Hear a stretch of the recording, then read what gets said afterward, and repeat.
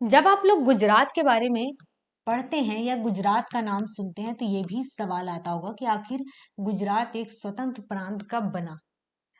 अभी की बात नहीं कर रहे हैं, हम इतिहास के बारे में बात कर रहे हैं। ऐसा ना हो कि आप गुजरात प्रांत की स्थापना अभी जो राज्य है उसकी स्थापना के सोच रहे हो।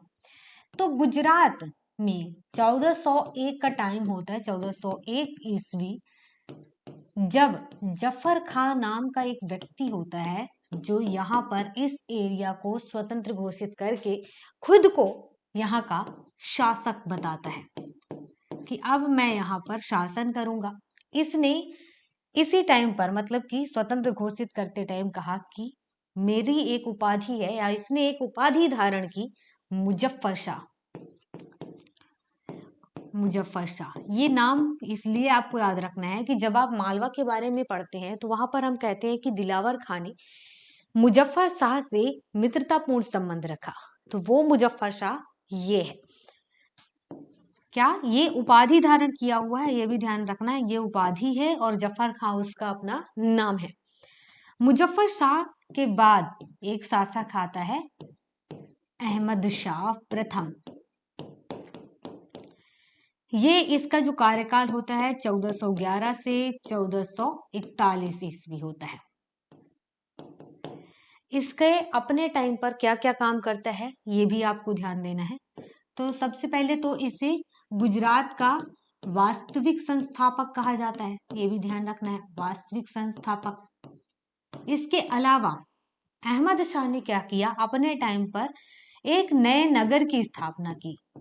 इस नगर का नाम क्या है, अहमदाबाद। जो आप आज अहमदाबाद बोलते हैं गुजरात में, उसी अहमदाबाद की स्थापना किसने की, अहमद शाह ने की थी।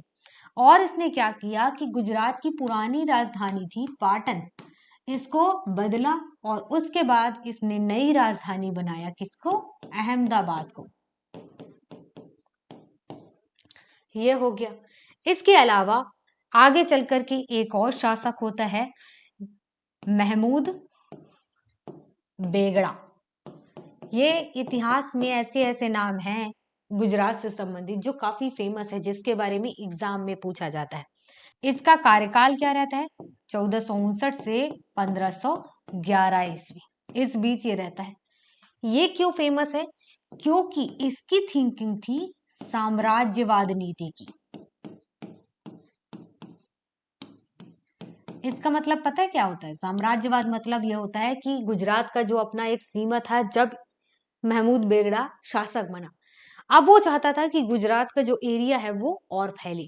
कहने का मतलब ये था कि महमूद बेगड़ा का कंट्रोल गुजरात के अलावा बाकी एरिया में भी हो और धीरे धीरे करके उसका प्रभुत्व बाकी एरिया में बढ़े। तो ऐसा है, अपने साम्राज्य को बढ़ाना ही साम्राज्यवाद नीति है। और इसी नीति के तहत इसने कई जगह पर आक्रमण किए, उसमें विजय हासिल किए। वो कौन कौन सा एरिया है, जैसे कि चंपानेर, कठियावाड़, कच्छ वाला एरिया और जूनागढ़, ये सभी पर उसने आक्रमण किया, इस पर विजय हासिल की। महमूद बेगड़ा के ही टाइम पर जब यहाँ कई व्यापार वाणिज्य पर हम ध्यान देते हैं तो ये सबसे ज्यादा उन्नति की स्थिति में था। व्यापार वाणिज्य मतलब ग्रोथ लेवल में था। महमूद बेगड़ा ने अपने साम्राज्य में यात्रियों के आराम के लिए कारवा सराय, जिसे आराम बाग भी बोलते हैं, इसको बनवाया। इस वजह से महमूद बेगड़ा काफी फेमस है।